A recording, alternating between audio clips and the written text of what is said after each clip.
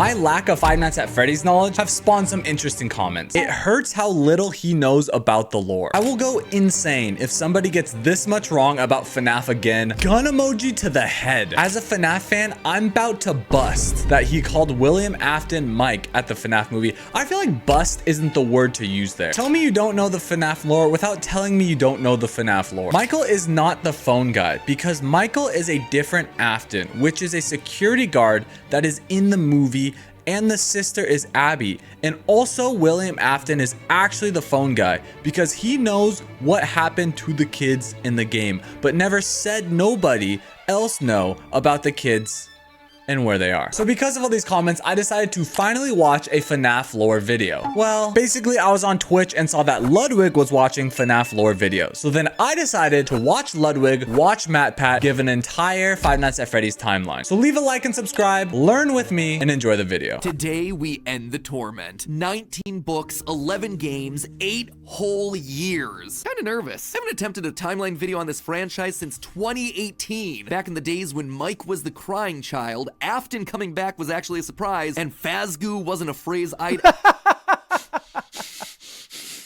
What the f is any of that? So sit back, grab some popcorn, or your pitchforks if you're the type That's to get how upset I when say feel. something. Our story begins not in the 1980s, or even in the 1970s. The 60s. But all the way back in the 1930s. People were tired and they were hungry. But as they traveled, there was one thing that could lift their spirits. A simple roadside attraction called Fredbear's Singin' Show. The ads were plastered all over town. But it left a permanent impression on one little boy. William Capturing his Afton. imagination in a way that nothing William else Afton. had. One little Michael boy Afton. named Billy. That was his nickname at Willy least, but Billy. his parents like to call him William Afton. To appeal to the kids, and for copyright reasons, he changed Fredbear from a realistic brown animal to a cartoonish yellow bear with a purple hat and bow tie. But feeling like one character wasn't enough, he added another friend, a yellow rabbit with a purple vest and matching tie named Bonnie the Bunny. Bonnie and Fredbear would perform on stage That's to not small Bonnie. but enthusiastic Bonnie's crowds. purple. Other people saw the success of his idea, and they wanted in. Enter Chica's Party World, a rival restaurant starring performing animal characters. His idea, except they did it better. William may have been the first, but obviously he wasn't the best. Why is he mad? Like Fredbear was literally a one-to-one copy. You just changed the color to yellow. All of them able to freely turn and talk and dance on their own, no human required. It was like magic. Magic that They came yoinked and from the mind of a twisted. brilliant creator named Henry Emily. A rocking band of characters featuring a yellow chicken thing with a first, southern Chica. drawl named Chica, backed by a band of other country-themed characters, including a pig with a banjo, an upbeat frog from the local swimming hole. Who the and a hell are brown these? bear I've never seen these animatronics in my life. What game did the pig get added in? FNAF. FNAF 6? A bear? But bears were his animals. Why not a cow or a horse? Something to fit the country theme a bit better. Why did it have to be a bear? And adding insult to injury, they had the nerve to call this thing Ned Bear, a direct copy of his own Fredbear. Whoops, that's gonna leave a mark. No, that was not okay. Afton's jealous admiration. Eventually, his restaurant would go bankrupt, only to get bailed out by, of course, Henry Emily. Another insult, another humiliation that William wouldn't soon forget. The Yeah, two it's men a decided to win-win. launch under a new name, Fredbear's Family Diner, a pizza chain that would eventually come to feature And he gets naming rights. And he's still mad? Freddy Fazbear's Pizza launched, giving a dedicated home to all this new supporting cast of characters. Chica the Chicken, Bonnie the Blue Bunny, Foxy the Pirate, and of course the headliner, a brown Freddy Fazbear. Business was good. It did bother him that the one original character that he created, the one that he himself played, Golden Bonnie, got passed over for inclusion in that cartoon show. The only character in the roster of regulars to get ignored for the show, but He's actually so whiny. I'm like, I getting agree. I agree. Not because it's just Ludwig. Like this guy scored. He just co-signed a franchise as big as Chuck E. Cheese. And he's upset because one thing that he used to dress as got cut from the roster. And this is going to cause him to kill children. other than that, things were going smoothly. He had himself a wife, 2 sons, a daughter. He had a You have a family, dude. thriving business. And best of all, he was able to learn the craft of robotics from the man that he both loved and hated, Henry. I feel really good about part 1. And Henry Emily, I will say, sounds like the GOAT. Like, if you think about it, William Afton's like, dude, I like bear. And then he made bear. And then he's like, what else do I make? And he's like, bunny. And then like what? And then what? And then he made a fledgling business that started failing. And he's like, but I made Bunny. It's like, who gives a shit, dude? Together, William and Henry had been able to take the hybrid suit idea and make it into a reality. They called their new invention the Springlock suit. And fittingly enough, it was symbolic of the partnership between these two men. A human suit as designed by William that could become a freestanding Henry-style robot. But because it was still new tech with kinks to work out, the rollout was limited, restricted only to the Fredbear's Family Diner location. All of It's crazy to own a company and still want to be the sweaty mascot in the suit. This guy has problems. this meant that William was busier than ever. He didn't have time to be a full-time parent, so he designed a nanny cam system where cameras and speakers were hidden throughout the neighborhood, as well as in his youngest son's favorite toy, Psychic Friend Fredbear. I mean, plushy Fredbear. But since cameras just weren't enough to raise a kid, he also left childcare duties to his eldest son, Michael. He and his friends would take his scared little brother and make him do the one thing that he was terrified of doing, getting close to the animatronics. That would be embarrassing for the kid that was such an embarrassment to him. His brother squirmed, screamed, kicked, and fought, but just as they were putting that small, squirming boy up to Fredbear's lips, the mouth snapped shut. The sensitive spring locks inside the body had been triggered by the boy's movements, and they'd immediately clamped down. The Bite of wiggling 87! stopped. The boy went limp, but it was just a prank. It was meant to be fun. The Bite of As 87! The younger brother's consciousness began to fade. He could hear Michael's last words, a small and Was that the Bite of 87? But his father, Williams, through the voice of the Fredbear plush, were a firm and committed promise to a dying son. You're broken. I will put you back together. This He wasn't even there? it would just take time. Time that, right now, he just didn't have. His young son's heart flapped. That's crazy. Time that right now he didn't have. You're a father, a successful business owner. Your son is in the hospital and the dad goes, I'm just too busy. I gotta find how to be a mascot again. The boy faded into the inky unknown of the afterlife. What do you mean you don't have time? He's dead now. As for William himself, he disappeared into his work and his drinks. Junior's, the local bar, wasn't far from his son's gravesite. He found himself going there more and more frequently, spending longer and longer amounts of time there. So now he's not even working. He just stops and starts drinking. So it wasn't that important to you. The bar gave him a place to think, to remember, to reflect and stew on how Henry had stolen his idea for an animal-themed restaurant. How they You're still on that. Your kid died and you're still on that. This is That's crazy. That's crazy. William Afton is like the least intelligent character I've ever come across, ever. Henry had taken his son from him. What? Henry took his son. Aren't you the one who wanted to innovate on the animatronics and make them partial human, partial Honestly. fucking robot? William ordered one more drink, but it was one too many. The bar turned him out and told him to go home. But William didn't go home. Drunk and angry, William raced back to the restaurant to give Henry a piece of his mind, only to find someone else waiting. Henry's daughter, Charlie, locked outside of the building. This was his chance to get back at the man that had humiliated him all those years ago. No, you're not going to kill his daughter because your son died and somehow you've conflated your son's death to be the fault of Henry when it's actually your fault being a negligent parent and allowing your eldest son to raise your youngest child improperly. There's no way that's going to happen. While parties continued inside the walls of the pizzeria, William attacked Charlie in the back alley. It felt good. He felt free. Charlie's death would remain on the books as a random act of violence. Guys, this is bad. His son killed his son. Be mad at your son. Why are you killing your partner's daughter? It's a small price to pay. What does that even mean? In the weeks that followed, Fredbear's Family Diner would close for good. 2 high-profile deaths around the restaurant with 2 grieving owners in such a short period of time was just too much bad press to handle. Besides, Freddy Fazbear's was still open, and it was the newer restaurant anyway. All the equipment from the diner, including the old yellow suits and security puppet, would get retired to that location. And while Henry slowed down to grieve, Afton kept going, even starting his own company, Afton Robotics, for all those pet projects that were a little bit too experimental for the regular operations of the pizzeria. Putting on the golden Bonnie suit, he lured children one by one to the back room of the pizzeria when no one was looking. At first, he was cautious. He would lure them with promises of cake and cookies. Susie was the first. You never truly forget your first. I was the first. I have seen everything. But where to hide the bodies? He couldn't sneak out. Someone would see him. He had to hide them in a them place in where the they'd never be found suits. and where they'd never leave the building. They had to be stuffed inside of the suits. No one maintained those things anyway. anyway, except for him. And with each little life he snuffed out, his lies got bigger. Their house was burning. They're just being kidnapped. Until the last one where all pretense was off. I know they're in the suits. Why is he killing now, though? He let himself get violent. Too violent. I'll just wait for him after school, throw a bag over his head, hit him with a shovel, and drag him into the back of my car. The body of Cassidy was far more bloody and broken than Jesus any of the others. Christ. He'd let himself go too far. That one he shouldn't have killed. The animatronics left, he You know what? You know what? Say what you will about the other murders. Okay, those were fine. But that one? Police would even charge William with the crimes after finding security footage of the golden mascot suit luring kids to the back. But they couldn't convict him. They had no bodies, and his face had been hidden behind the mascot suit the entire time. What they had was circumstantial at best, and so he walked away a free man. Really?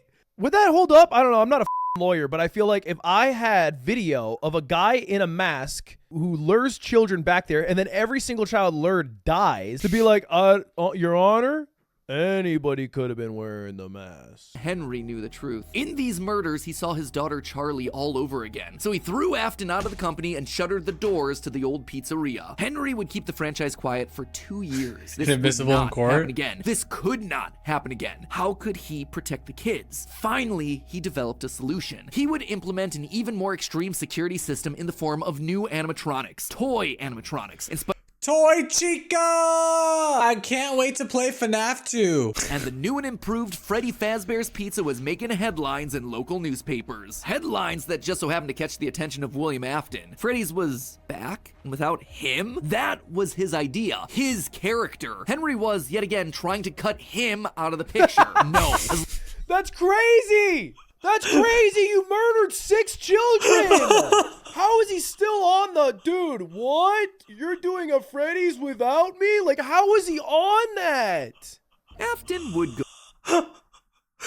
Guys, this is a bad story. His son died. To give revenge, he killed his co-owner's daughter. You think it ends there. Eye for an eye, one for one. But then he kept killing to make a point of his coworker. I'm shocked why the comments are always so mean to me when I don't know the lore. This is the lore. Go back, not as an owner or co-founder. He would go back in the one place that they would least suspect him, a lowly day shift security guard. And there it was. Phone Buried guy. in the back of parts and services mixed in with the old withered animatronics was the golden rabbit. With the yellow security badge still on his chest, he used his crank to pull open the spring locks. It was time for Bonnie to give an encore performance. Someone used one of the suits. We had a spare in the back, a yellow one. Someone used it. Now none of them are acting right. 1987, 5 more kids. He didn't know what felt better. Getting back into the... That's crazy! He didn't even try to hide his crime this time, just meant more blood on Henry's hands. He'd failed to protect the kids again. The restaurant had only been open for a few weeks, but William was sure that this would get it to close. Good.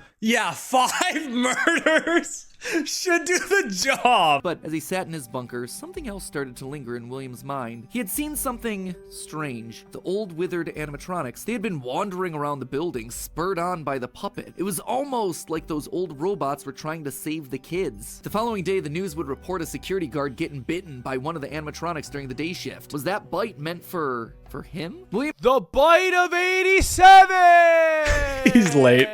He needed to create something new, something brand new. He needed to create his own. Oh, wait, pizzeria. that's the real bite of 87? That one's the real one? Oh, I was making fun of him. You guys are right. Circus Baby's Pizza World. This would be the place where he could continue his work. No longer just murdering, experimenting. He needed a way of remotely capturing his victims and preserving them for his work. With that goal in mind, he designed a new breed of animatronic. They could incapacitate and contain them with zero direct input from him. It was brilliant. He was brilliant. First, Ballora There's so much tech in that. Elon Musk couldn't make this thing right here. was an homage to the woman who left him. Now she would never leave him again. The second, the titular baby, was designed with his baby in mind, Elizabeth, his youngest child. Daddy, why won't you let me play with her? She's so pretty and shiny. The day before Circus Baby's Pizza World opened, she disobeyed. She didn't listen. Left alone with Baby, she got too close. The animatronic ripped in half and swallowed her whole. Scared?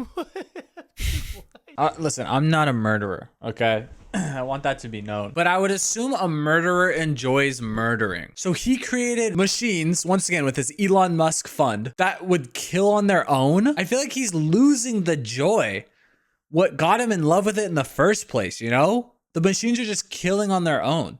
So that's how his daughter got killed, because the machine just killed his daughter. He immediately canceled the launch of Circus Babies under the guise of a gas leak. As he sat there at the foot of the stage, he noticed that something was different. The eye color of the robot had changed. Baby had been built with blue eyes, but now they were emerald green, the same color as Elizabeth's. Could this all be connected to the free-moving animatronics that he had seen at Freddy's? He had to know more. His mourning turned to excitement. He had to return to where it all started. William repeatedly snuck into the old, broken restaurant to lure the living animatronics to him, one by one dismantling them, robbing them of their endoskeletons. The metal had to be the secret. It had to contain the remnants of life itself. But he had to know for sure. Not knowing what else to do, William melted the robotic parts down. 5 animatronic endoskeletons reduced down to one silvery puddle of goo. Could he transfer this living metal to his Phasgoo! He picked up a syringe and filled it with the molten metal and injected the goo into Funtime Freddy's twisted, wiry endoskeleton. And suddenly, the coils came to life. Like snakes writhing in a pile, what had once been cold, lifeless metal moved and jolted on its own. He'd done it! He had unlocked the secret to life itself. Except something was clearly wrong. The movements were erratic. They were violent, angry. Baby didn't act this way. She had been calm, collected. Yeah, because This it's was clearly 5 something people else, in something one. mindless and frantic. As he searched the old pizzeria one more time for any remaining scraps of metal, the ghosts attacked. His past victims come to collect their due. All Imagine led if by 5 people Cassidy. lived in The one 5 head, lined it'd up be and blocked chaos. the door. He panicked as Cassidy approached. How do you stop something that's already dead? Maybe with the thing that resulted in their death in the first place. He would get into his suit like old times. He would regain his power over them just like the day that they died. He was the genius. He was the one in the suit. He was the one in charge. The spring lock snapped into place. Maybe it was just fate coming to collect its due. He didn't know. The only thing he did know was that his brain was suddenly filled with searing white-hot pain. All he could do was collapse, blood slowly oozing out of... It is frustrating that this is the 3rd time someone has activated a spring lock. Took days lying in his own blood, but eventually someone found him. A security guard making a normal report. It caused him to file an immediate report of a break-in. An owner would have to come in and claim the damage. And who else would it be other than Henry? Hope jumped in Afton's heart. Henry would see him. They were partners after all. Henry entered the secret... You murdered his daughter! His eyes fell on Afton sitting there in the pool of red. And Henry, saying nothing, turned and walked away. Henry dabbed on him. Inform all employees that due to budget restrictions, the previously mentioned safe rooms are being sealed at most locations. And so there Afton would sit, hanging on for 30 years, trapped behind the walls with an iron will that refused to die. You can't just survive because you have a strong will, guys. That's not how it works. You need food and water.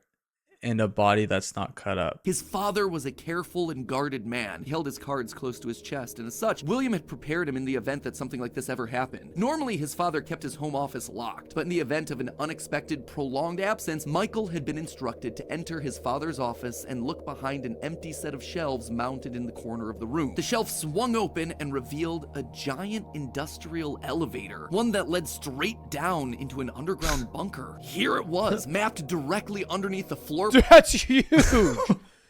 That is huge. His father had secrets. Suddenly, the days of William being locked inside of his office made sense. He'd been here the entire time. And that's when he found her. At the end of the facility, Circus Baby, his father's pride and joy. Except something was different about her. She wasn't like the others. The way she talked, the stories she told. This wasn't just a robot. She was alive somehow. And not only was she alive, she also felt familiar. Was this his sister? William's baby girl? He knows his sister's dead, right? Does he not know how she died? William wasn't just a lame, overworked father. He was a monster, toying with life itself. It's true, he Suddenly, was. everything clicked. He frantically looked around the room, blinking human heads on poles staring back at him. Green eyes, his sister. Blue eyes, his brother. Closed eyes, his mom. Was William building clones of his sister? They seemed to know him, after all, to react to his presence. They were all there. They didn't recognize me at first, but then they thought I was you. Why is he British? Led by the voice of Circus Baby, he marched through the now empty halls of the Funtime Auditorium. He would lead them. He would protect them. And finally, he would be able to forgive himself for the killing of his brother so many years. That violent extraction arm? Michael had seen that one in the pile of blueprints. Something about heat rendering the magical silver metal inside useless. In reality, prior to getting himself spring-locked and put behind the wall, William's methods had become increasingly sophisticated. With a mechanized arm that could infuse new bodies with a soul, William could finally give and take away life. The only thing he needed were the bodies. Michael was going to be the hero to help these animatronics, all right. He was going to help the haunted tubes and wires of these animatronics escape, just not in the way that he anticipated. His sister had lied to him. Another game of pretend. The scooper plowed forward, digging its extraction arm into his body. As he heard his bones ripping through his flesh, Michael blacked out. But something is wrong with me. I should be dead. For the next several months, Michael's life was not his own. He was forced to comply with the tangle of wires and spirits that lived inside of him. His body was an overfilled balloon begging to burst as day by day, week by week, his flesh began to sag and discolor. He was a walking, talking, rotting corpse, alive, but wishing he wasn't. He was a puppet, a walking shell. And while he did his best to conceal his fate, there was only so much a man filled with robot spaghetti could do. The entity in his innards would eventually leave, but by that point, the damage had been done. His decaying flesh stank, turning him into a literal purple guy. Michael had to correct for the sins of It's the purple guy. I guessed him on Akinator and everyone got mad because I said it was William Afton. But the purple guy is Michael Afton. Of his father. He had to make things right. Michael would burn Fazbear Entertainment to the ground. I mean, what else could you do when your skin was permanently purple? Yeah, that's fair. Michael's strategy was simple. He would apply for night security guard positions at the old defunct pizzeria locations. That way, no one ever had to see him or smell him during his shift. Dude, what? The bigger, better Freddy Fazbear's. He spent weeks there looking for clues as to his father's whereabouts, and each time at the end of his week shift, he would then set the location on fire. Remnant can't survive high temperatures after all. Well, I'm just shocked that, like, they keep hiring the security guard who just commits arson and burns the place down, and then they're like, yeah, we got this new guy, and then the place burns down in a week again, and they're like, yeah, we got this new guy, and it's like, you know, obviously you got to suspend disbelief a bit. I'm just, the logistics of it all are just throwing me off. You're not gonna believe this. We found one. A real one. Could this finally be him? Sure enough, there he was. William inside his iconic golden Bonnie springlock suit, only now it was green and decaying with age. And there they were, a small family of broken men finally reunited. He rigged the wiring inside the building to misfire, and the dry, desiccated walls erupted in flames. Somehow, through sheer force of will, Afton remained. He had survived, and Mike would need to find a new way of finishing off his father. Luckily, the solution would present itself later that year. Not from Mike, but from another victim that had been left in his father's wake. The only person who legally could bring the franchise back was Henry, but he'd largely pulled out of the franchise around the time of his father's disappearance. Something was up. Mike, doing what he did best, applied for a franchise and immediately got the job. But eventually everyone was there. His father, the puppet, the robot spaghetti that had once violated his body, and his sister, now hopeless.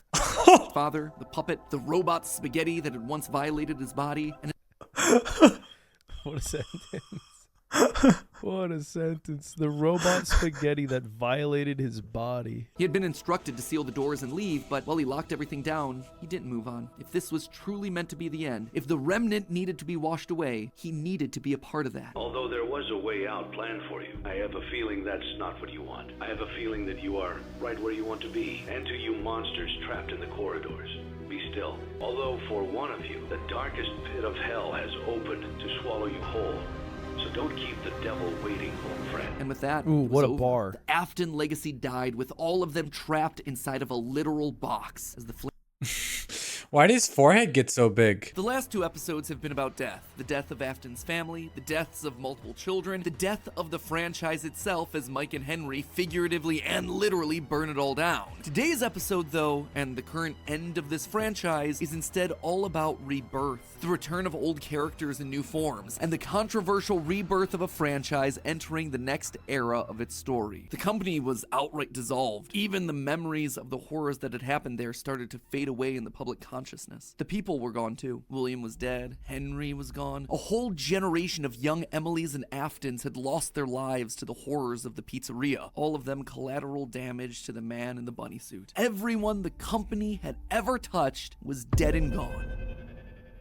Well, all except one, Clara Afton. She'd been there in the early days, back when The wife now? Clara. They'd had the perfect home. William had become distant, lost in his work, obsessive. She had watched him change from this irritatingly brilliant man that she had fallen in love with to a drunken monster struggling to hold himself together. He was never She had to leave brilliant. the relationship, and from there she largely faded into obscurity. And now, as a shareholder and sole living member of the Afton family, all copyrights and trademarks of both Afton Robotics and Fazbear Entertainment passed on to her. I will put them all back together. She would be the one to rebuild this family, to rebuild the pieces of that shattered life. Your to reclaim family's the kids that dead. Fazbear had stolen from her. But how? Looking at William's work now laid out before her, she knew that he had been onto something, collecting remnant, robotic humanoids, Bro, it's crazy that she's going to go at it again. Your husband killed all 3 of your children. To get the remnant they required, it needed scale. Dozens, hundreds of animatronics all out there, all gathering remnant from unsuspecting customers. But to do that would require help. There was just one problem with it. No one trusted the Fazbear name. The company's brand was still mud in the public eye. So she needed to find a way to discredit the stories that had come before. How do you She do needed that? to win back the public's affections, reactivate Misinformation some nostalgia campaign. for the spooky stories of their childhoods. She needed a game. Struggling game developers were a dime a dozen online. So she found one. Steve just picked him out of obscurity. Is that the actual game dev? Freddy Fazbear's was suddenly more popular than ever. Things were going shockingly well. She was like, we need to rebrand. So then she hired a game developer to make a Five Nights at Freddy's game. And then it got popular again. A Jeffrey Dahmer video game saved his brand. People view him differently now because they love his game. The franchise was full and complete. Suddenly infused with cash, she built the largest, most ambitious project yet, the Mega Pizzaplex. March 2035. 2035? What is she, 100? Her husband was born in the 30s. How f***ing old is she? She'd seen down in his bunker that William had gotten very close. Why to is she replicating purple as well? She worked down in the bowels of the Pizzaplex, giving him life. But it was one thing to build him. It was another to help him remember his identity. He died so young, so early in their history that there was no... He died literally 50 years before then in the 80s. Even if you put a spirit inside of him, he's going to come out and just start saying slurs. Remember in 2035, he's going to be like, whoa. The ruins of that old Freddy Fazbear's pizza place where Henry had trapped him. Digging through the wreckage, she found him. He was right where she thought he'd be. Seeing the putrid shell of the Springtrap suit, though, was not something she was prepared for. The rotting corpse of William Afton was disgusting. But it was the second attempt that looked like it had the potential to kill 2 birds with 1 stone. Enter Vanessa. Mrs. Afton wanted a surrogate daughter. Her darling Elizabeth would have been a young woman at this point if she had lived. And Clara wanted someone who wasn't Elizabeth but could be just like her. She started as a QA tester at Silver Parasol Games, a VR game development company that was part of her plan to bring back William. But more importantly, Vanessa checked all the correct boxes. The wife has a VR development game corporation? In many ways, it was her daughter all over again. Except it wasn't just looks and personality. What really mattered was Vanessa's mind. Underconfident, coming from a broken home, motherless, able to be manipulated. Yes, Jesus. she would do nicely. The reborn Gregory was an expert hacker, part of the benefits of being an Afton and a robot. Sorry, he was drawing pizza going yum, and now he's a perfect hacker? Clara had him keeping tabs on Vanessa, hacking into her emails and trailing her therapy sessions to ensure the future Elizabeth was falling in line. But it was her last move that was the best. In a true masterpiece of poetry, she brought Vanessa over to be chief security officer at the Pizzaplex. All that was left was Michael. Poor Mike. Michael. The boy...